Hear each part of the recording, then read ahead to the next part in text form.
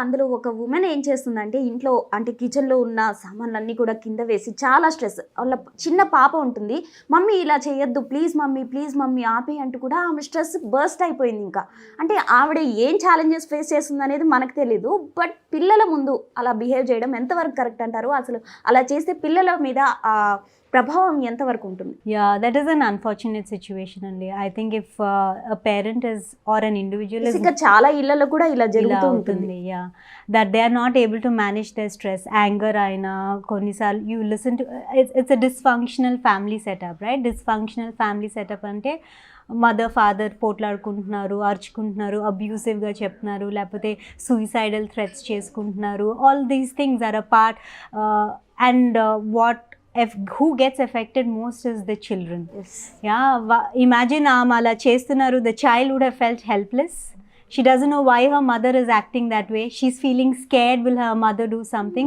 So a lot of emotions, and the child, if is not getting the support, మాట్లాడుకోవడానికి ఎవరు లేదు, nothing like that, then it builds. మీరు అన్నారు కదా ఎలా స్ట్రెస్ డెవలప్ అవుద్ది, ఆర్ ఓవర్ థింకింగ్ ఎలా డెవలప్ అవుద్ది, అలాంటి ఇన్సిడెంట్స్ పేరెంట్స్ నుండి కాదు, incidents experiences in our life. So అలాంటి ఎక్స్పీరియన్స్తో you may say that okay మా మదర్ చాలా హిస్టారికల్గా ఉంది, ఆమె కోపం ఉంది, నాకు కోపమే రాకూడదు.